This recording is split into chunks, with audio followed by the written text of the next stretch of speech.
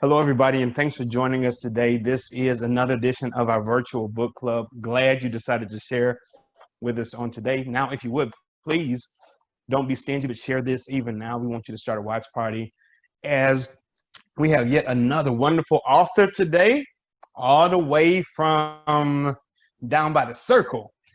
Yes, We got Kindra yes. Trawick is with us today, and we are excited to have her with us. So we want you to make sure that you share with us, even right now, share with those who are connected to you. Come on, do it right now because you do not want to miss this, all right?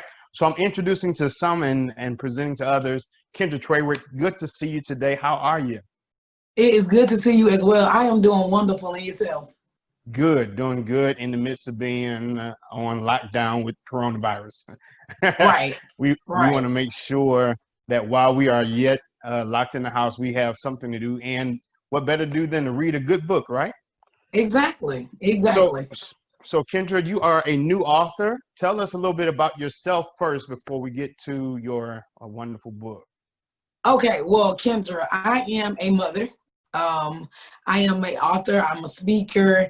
I'm really, I go by just Kendra because that's really who I am. I am everything that people see. I'm a little crazy, a little deep, a little shallow sometimes. I am a community activist. I love people. I just believe that everyone has a purpose. Everything has a purpose, and that's my mission. Like that's really who I am, to push people past pain. That is who Kindra is. Cool, cool, cool. So you are a new author. Tell us about the process of writing your book. What's the name of your book? The name of my book is Painkillers. The All right. process has been a very long time. Okay. Of course, spiritual number 4 means victory, and it has taken me 4 years to complete a book. So Okay.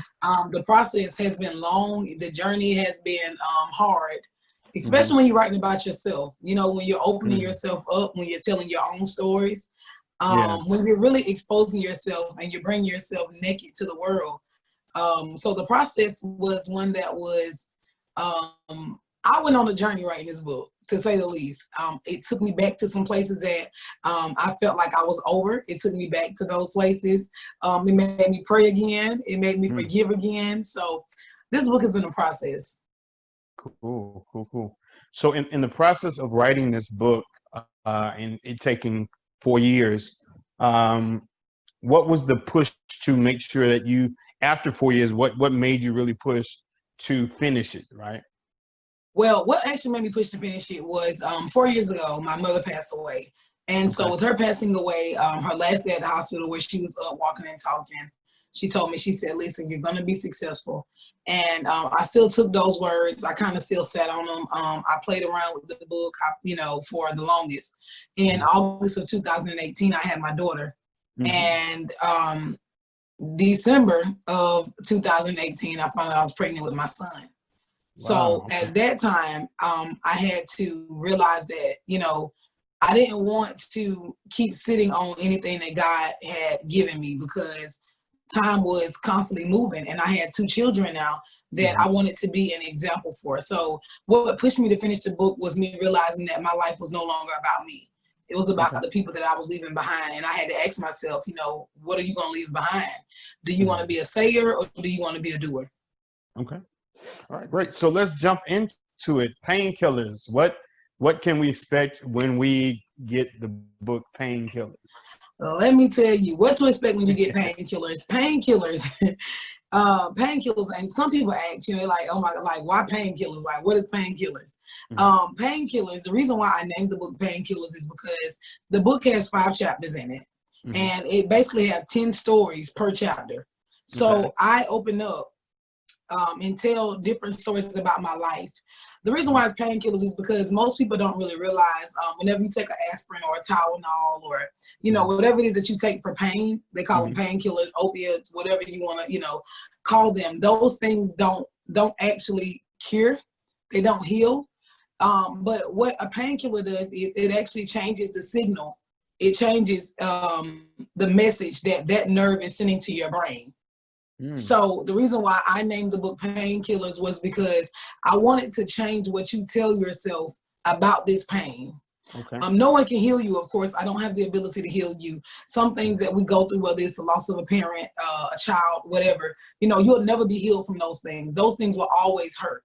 So the reasoning in me naming the book Painkillers was really to give people a different perspective about what pain is and how to take it, tweak it, and turn it into purpose. Okay, good. So when you read the book, you find out a lot about me. I start off the book by talking about my mother and my father, and me defining the definition of what love was for me. Okay. So even at the beginning of the book, some people are like, wow, Kendra, you open up with that? And I'm like, yeah, I opened up with this. So Painkillers, if you get the book, is going to I wanted it to feel like you were talking to me, like we're having a conversation in your living room. So I made it very conversational, a very easy read, but you're gonna get all of me. Okay. Pretty much. All right. So let's deal with some of the content in Painkillers. Your first chapter, you said it starts off with a bang. What is your first chapter? The first chapter is the first chapter of the book is titled The Beauty and the Beast. So the Beauty and the Beast is all about love, because we know we got a side of love that we just love, right? Like you see your wife, you see your husband, like, oh, I love them. Then they get on your nerves, your kids, right. Whoever, you got a beautiful side, and then there's that ugly, beastful side where you want to, So the first one that I open up with is simply the journey of defining love. So that's the first story. And the quote for this one is simply, we're taught to say, I love you, but who actually teaches us what it means?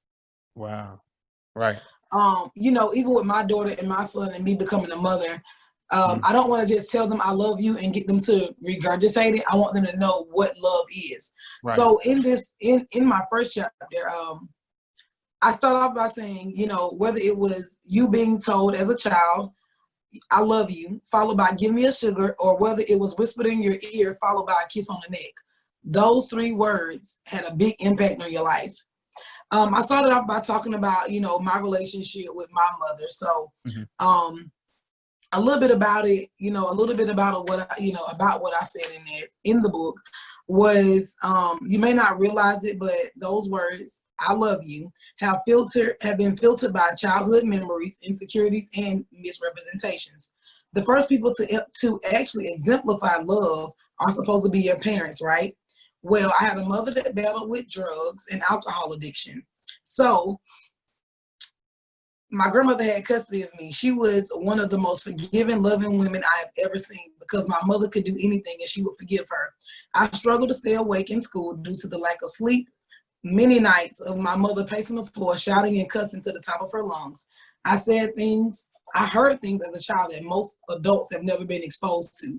The love I imagined getting from a mother was often shattered by things that my mother would say while under the influence, like, I would rather buy a pack of cigarettes and a case of beer before I buy you anything. She would call me out of my name, etc.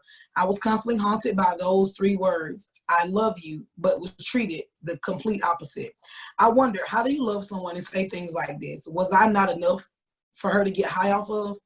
Was I not good enough or a reason for her to change? She said she loved me, so why wasn't I enough?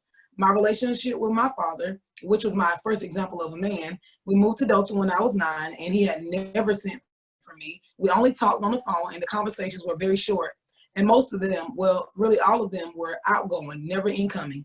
Oftentimes, I had to call my grandmother first and speak to her to even get him to answer the phone, because he was so afraid of me asking him for something, when really all I wanted was his presence. It had nothing to do with presence.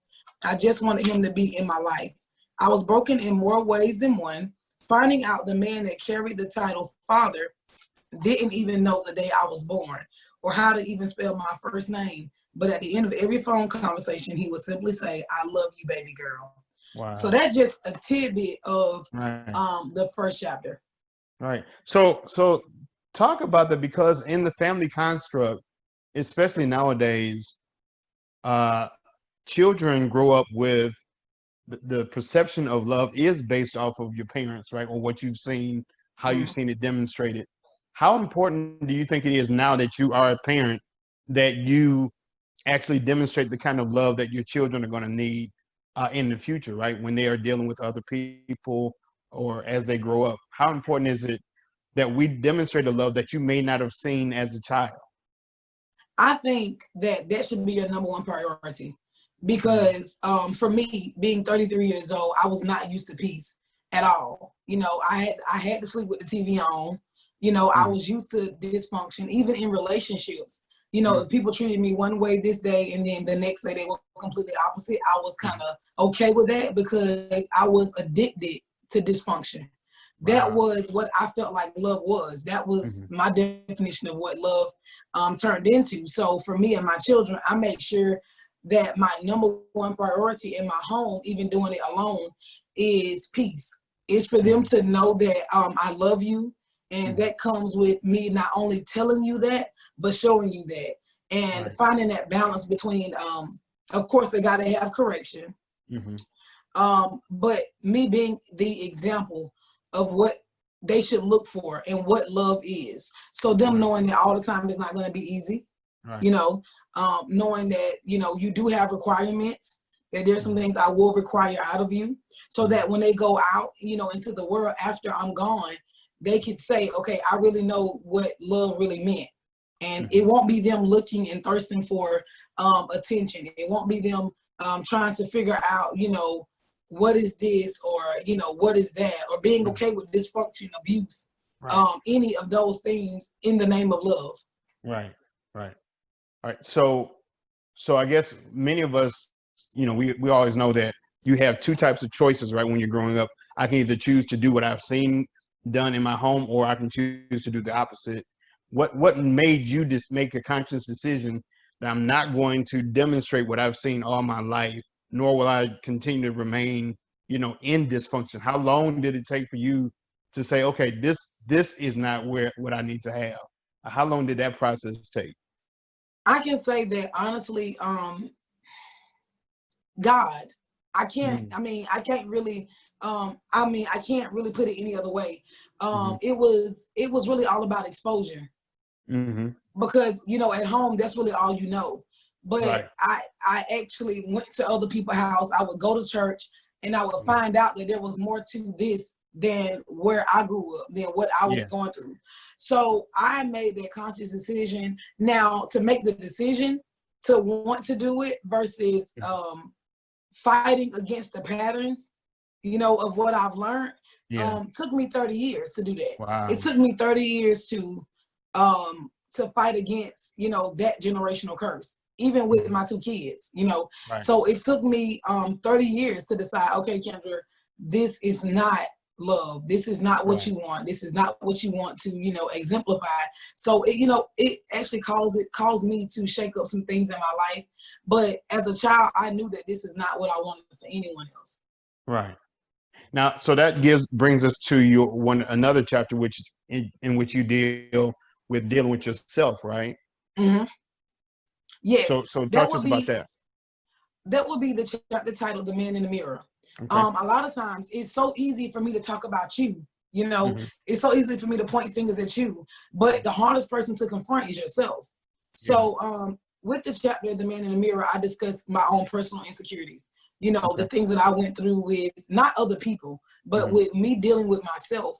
Yeah. So I talk about 10 stories where I didn't believe in myself. You know, 10 stories. You know, different little stories, different scenarios. I mean, I just share it. You know, I actually expose that because the hardest person for us to deal with is us. Hmm. So so that chapter is all about me dealing with me. Yeah. And how hard is that dealing with yourself, or coming to some truths about yourself that may not be good, right? That may not be cute, that may Yeah, not be pretty, right?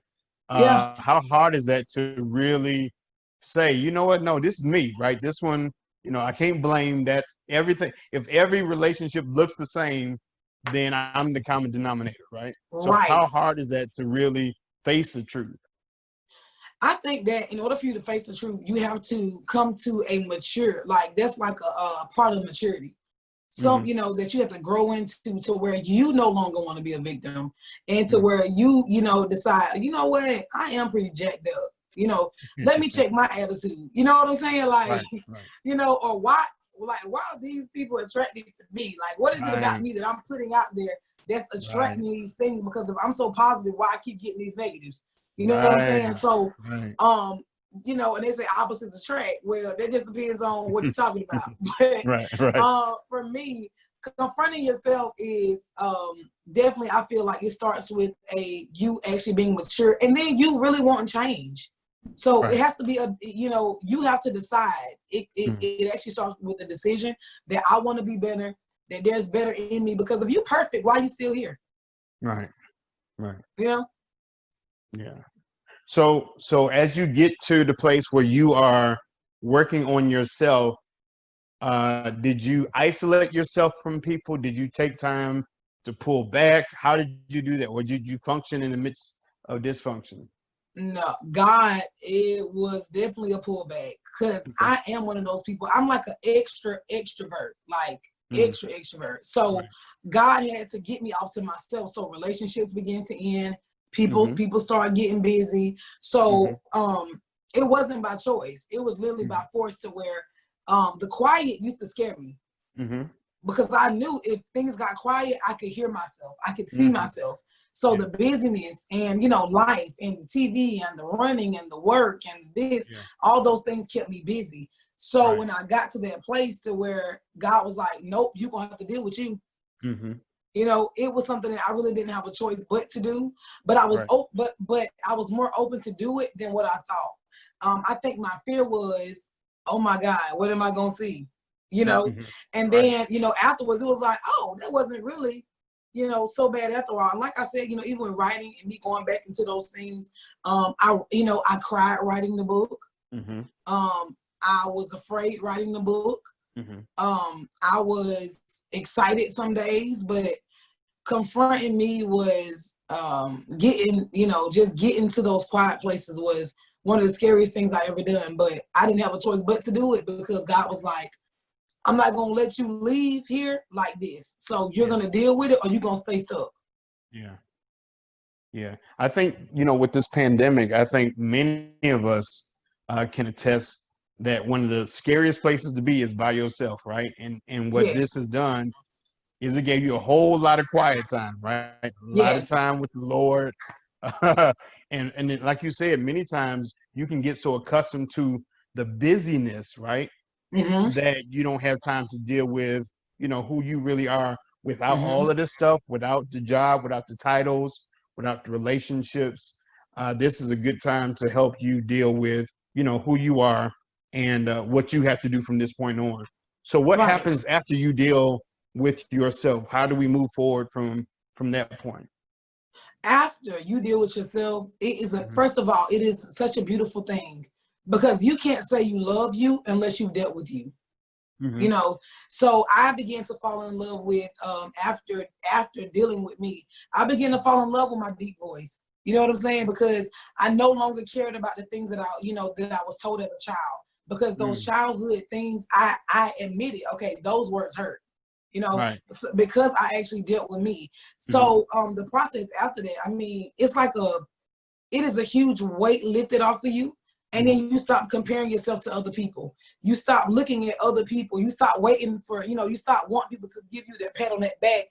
And, Yeah. you stop waiting on the applause, because Yeah. the greatest success is not what people say to you. It's what you know about you. It's what you've conquered. So to even confront yourself, even to go to those parts, that hurt you as a child, your sibling being treated better than you, or you not being the pretty sister, or you not being a successful brother, or whatever the case may be, you feel so much better.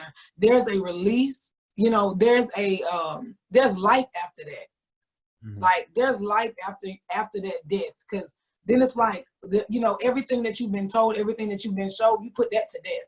Like, you go ahead and bury that, because now I know that I no longer have to live with that. So I mean, I call it really life after death. Mm-hmm. Good.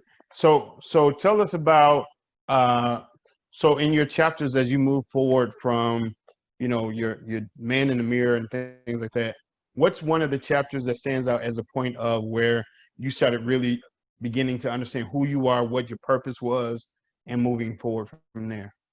That would be the chapter titled Dream Chaser. Good. Dream Chaser is all about chasing your dreams. So Okay. after I actually got, to that place where I, redefined love, I looked at and I dealt with the man in the mirror. When I got to Dream Chaser, that was when I started to say, you know what? That pain has purpose. You know what? I can actually use this. So instead of it being my crutch, I used it as my sword. Like I used that to fight with. The very thing that I would lean on, I use as my I use it as a weapon. Yeah. Yeah. So that would be Dream Chasers. So when you talk about using your pain as a part of the process, is using it as a weapon, speak to those who have been using excuses and what you went through as to why you can't do something or why you can't achieve certain things. How does one do that?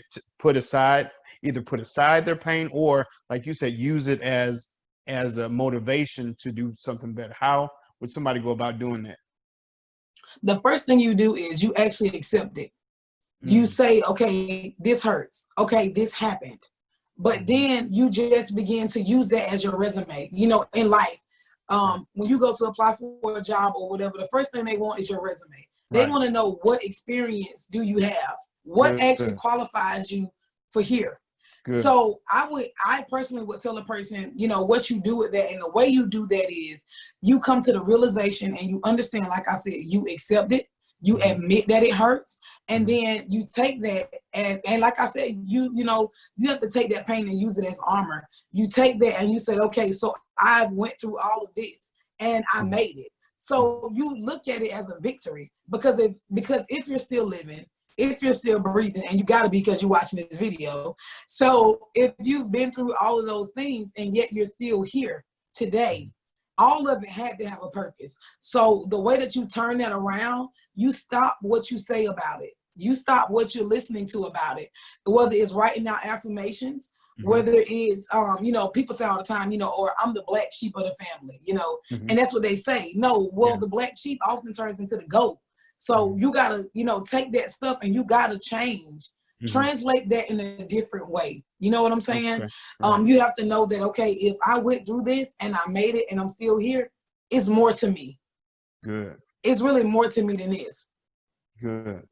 So as a dream chaser, what was one of your dreams or some of your dreams that you've been chasing, that you've been able to achieve even after the pain that you may have went through? Some of the things that you actually achieved that can help somebody else see that they can make it too. Well, some of the things that I actually achieved that I didn't think I would do, just being honest, being a mother, being a single mother now, I never thought that I could take care of children on my own, honestly. Okay. I never thought that I would get, a good job, just based on where I was in life, based on the statistics of where I grew up and how I grew up. Yeah. There was a lot of things that wanted me to stop chasing my dreams, but my dream was to have my own place to where my kids could say, hey, listen, I have my own room, that's my mother's card, for me to be able to do and have those things that I never thought I would have, so I've actually did a lot. I have I've book, right. I actually wrote the book. So that was a huge, dream of mine that I continue to chase. Community events that I've done in the community, uniform drives. I always wanted to be able to provide for those people that was in need. And I did that. But it's really all about the grind. It's about, like I said, not giving up. It's about chasing that dream regardless of what it looked like today, just being hopeful for tomorrow. Good. If you could say anything to the little girl Kindra, what would you say to her looking back now? What would you say to her looking at where you are now? That is such a good question. My nickname is Muff. Like, that's what my family call me. So if I could talk to Muff, I would say, that is such a good question. It's so many things. And when I look back at me, I see the hurt me, I see the little girl that was fussed at. I see the little girl that went through a lot. So And I see the woman that I am today. So if I could say anything to me, I would simply say, you're going to make it. Yeah. You're going to make it. Yeah. Yeah. Yeah, that's what I would say. That's good. So when you look at the finished product of the book, how did you feel when you got your first copy of your own personal book? Let me that tell feeling? you, when I got my first copy, I was like, I ran out, I checked the mail. It was such a relief. I've had 2 kids, okay? And this book was the longest labor that I had, okay? Including the time I carried my kids. Like I've been overdue for such a long time. Like, so I felt amazing. I felt like a burden had been lifted. Of course, there's always fear of what people gonna say, critics, all of that kind of stuff. But my excitement over, above it all, I was like, it was worth it. It was worth it. So it was an unspeakable feeling. I felt like God was proud of me. Good. So if there's a young girl that's watching now, right? A young girl that's watching now, and she might feel some of the pain, she might feel some of the hurt, she may feel, because people have said some things that were treated her a certain kind of way, maybe she may be feeling like she can't make it. What would you say to encourage that person, as well as some not so young women who may be carrying that burden of that child, right? That's dealing with some hurt from when they were a kid as well. How would you encourage those two entities, both the young girl who's living it and then the woman who is carrying, the weight of what she went through as a child? I would say to the young girl, don't let that stop you. I would say to the young girl, if I could make it, you can. I would say to that young girl that you are amazing, and your situation and where you are right now wasn't anything that you can control. Yeah. So you didn't do anything wrong. God didn't forget about you. You're not forgotten. You are loved. You are amazing. You keep pushing because there's something amazing on the inside of you. So if you keep going, you'll be able to see that. So don't quit. I would tell her, don't stop, get it. Honestly, I would just say, girl, I would say, girl, you are amazing. Listen, if you are here on purpose. So don't let the pain stop you. That's what I would tell her. For the woman that's actually in the place where she's dealing with so much pain and she don't know how to get out of it. She don't see anything on the other side. I would tell her, climb a little higher. Go a little above. Like some things in life, whenever you can't reach something that you're trying to see, you have to go get a little step ladder, or you have to go get something. You have to really, go above where you've been. So you got to take that effort. You got to sometimes use other things to see things in a different light. So I would tell the woman, there is purpose beyond that pain, but I need you to come, come up a little higher about it. Don't be angry, pray against that bitterness, pray against being upset, because I know how you feel, girl. I get it. Okay. Right. But at the same time, you can actually rise up. Like you could actually rise above that, but you just got to climb up a little bit higher. So just come up a little bit higher in your thoughts, come up a little bit higher on what you're watching, because a lot of times it's what we're watching, what we're feeding ourselves, being on social media all the time, comparing yourself to other people. Sometimes breathe and come up a little higher. Right. How important do you think it is for both men and women who have gone through some hurt, some pain in their life, growing pains, things like that? How important is it for us to go back and mentor some of these young people who, we can identify with? Because oftentimes, our pain is not for us. It is so that we can help somebody else through their pain. How important do you think that is? Listen, that is our number one priority. That is our number one thing. If you've made it through something, my biggest thing is always be who you want it. Be who you need it. Right.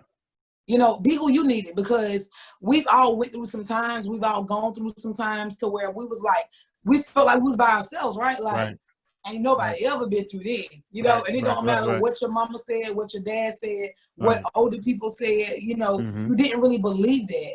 So my biggest thing is be transparent, you know, and it's very, very important for that because it's people out here that's, you know, on drugs and alcohol and, you know, people out here committing suicide only because they feel like they're alone. So if you keep your pain and you only use it for pride and not for purpose, you're selfish.